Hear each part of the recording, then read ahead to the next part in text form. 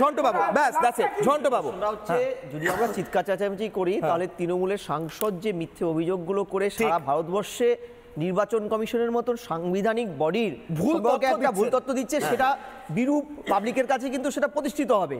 আমি বলি কতগুলো প্রশ্ন 2002-এ SIR-এ যুক্ত থাকার সূত্রে আমি বলছি 3 সপ্তাহ রাজশ্রী বলেছে সঠিক।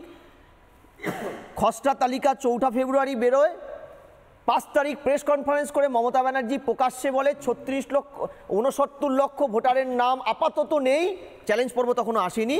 তাই প্রধানমন্ত্রীকে চিঠি দিচ্ছেন তিনি, স্বরাষ্ট্রমন্ত্রী, প্রধানমন্ত্রী আর রাষ্ট্রপতি, যে এই সরকারের থাকার নৈতিক অধিকার নেই, বিকজ 2001 সালে আমাদের সাথে বাম জোটের ভোটের ডিফারেন্স ছিল 34 লক্ষ। বেশ কথা। তারপরে দেখুন, আমি যুক্ত ছিলাম বলে আমি বলছি আবারও, যে তার চ্যালেঞ্জ হওয়ার পরে, খসড়ার প্রকাশিত হওয়ার চ্যালেঞ্জ হওয়ার পরে মাত্র 1 মাস 22 দিনের মাথায় 26শে মার্চ ফাইনাল তালিকাটা বেরোয়। মাথায় রাখতে হবে সেই সময় ডিজিটাল ইন্ডিয়া ছিল না, মোবাইল তখন মানুষের কাছে মহার্ঘ, এইসব ফোন টোন কিচ্ছু ছিল না। সেই যুগে 3 সপ্তাহে কাজটা হয়েছে, শুধু নয় হাসতে হাসতে হয়েছে, কোথাও কোনো প্যানিক, কোনো ব্লক, কোনো লেভেলে কোথাও না, কারণ আমি একটা রিমোট পাহাড়ি এলাকার দায়িত্বে ছিলাম বলে আমি সেই দায়িত্ব নিয়ে বলছি। দ্বিতীয় আপনি বলছেন 2000, তারপরে তার 3.5 বছরের মাথায় 2006 সালে মমতা ব্যানার্জির দুর্বিনীত আন্দোলনের জেরে, এবং সঠিক আন্দোলন, সঠিক করেছিলেন যে আরও ভুয়ো ঢুকে আছে, IR-এ সব বেরোয়নি, দয়া করে বের করুন। তৎকালীন কেন্দ্রীয় নির্বাচন কমিশন রোল অবজারভারের পদ তৈরি করে, বিষয় সংবিধানে তাকে সেই অধিকারটা দেওয়া আছে, তিনি ডাইরেক্ট করবেন, সুপারভিশন করবেন, পানিশমেন্ট দেবেন, এটা একক তার ক্ষমতা নির্বাচন কমিশনের, চ্যালেঞ্জ করার জায়গা নেই। সেই সত্ত্বে তারা রোল অবজারভার তৈরি করে কেজি রাওকে বাংলায় পাঠিয়েছিল। 3.5 বছরের মাথায় আবার ঝাড়াই পোষাই করে সেমি SIR বলো বা যাই বলো, এই পরে 9 লক্ষ ভুতুরে ভোটার তিনি বাদ দিলেন।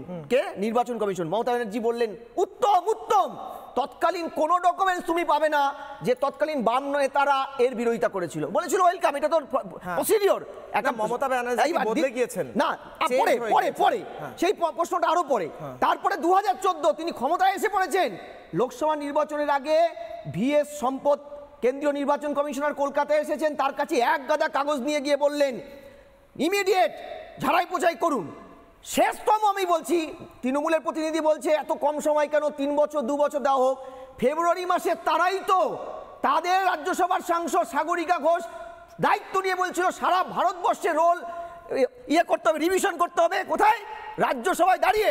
তারপরে তৃণমূল 3 মাস মাত্র সময়ের মধ্যে তাদের মেশিনারি দিয়ে, সারা সাংবিধানিক বডি নয়, বাড়ি বাড়ি ভুয়ো ভোটার তথ্য তালাশ করে, তারা যদি পারে, তাদের বিএলএরা যদি বিএলওদের সাথে গিয়ে বিএলওদের কোনো রকম আপলোডের অথরিটি, টাকা পয়সা, ছুটি কিছু না দেওয়ার পরেও তারা যদি বিএলএদের দ্বারা অত্যাধুনিক ব্যবস্থায় সমস্ত ডেটাগুলো আপলোড করে একটা প্যারালাল ডেটা ব্যাংক তৈরি করে পরবর্তীকালে এই ভোটারদেরকে ম্যানিপুলেট করার করতে পারে, তাহলে কেন নির্বাচন কমিশনের মতন এত বড় একটা বডি 1 মাসে এটা করতে পারবে না?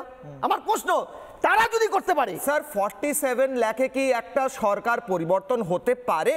আমি আসছি রাজস্বী, হতে পারে নাকি 47 লাখ তো একটা তুচ্ছ, এখনো কিন্তু 88% ডিজিটাইজ হয়েছে। সঞ্জয় বাবুর সাথে একমত।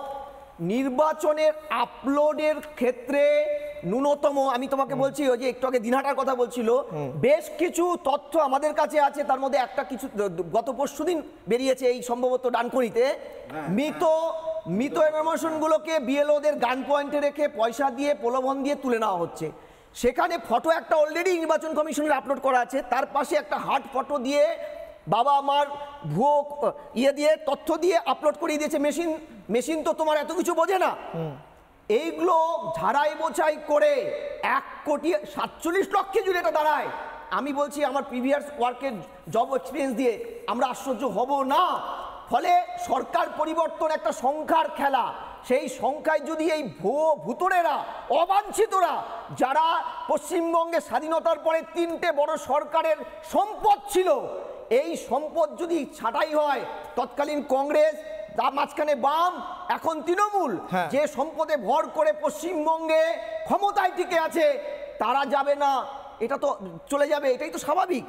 এই অবাঞ্ছিতদের ভোটেই কিন্তু এই 3টে সরকার পরপর ক্ষমতায় আসেন। বেশ, আমি দায়িত্ব নিয়ে তোমায় বলছি, তাদের ডিফারেন্স কত? 41 লক্ষ। আমি বলছি 41 লক্ষ তত্ত্বটা ছেড়ে দাও, এই অবাঞ্ছিতরা এক গোয়া। আসি ঝন্টু বাবু, আমি এখান থেকে আসি, আমি একটা ব্রেকিং। নানা ধরনের কন্টেন্ট দেখার জন্য লাইক করুন, শেয়ার করুন আমাদের ফেসবুক পেজ, সাবস্ক্রাইব করুন আমাদের ইউটিউব চ্যানেল। পাশাপাশি অন্যান্য ব্রেকিং নিউজের জন্য অবশ্যই চোখ রাখুন রিপাবলিক বাংলায়।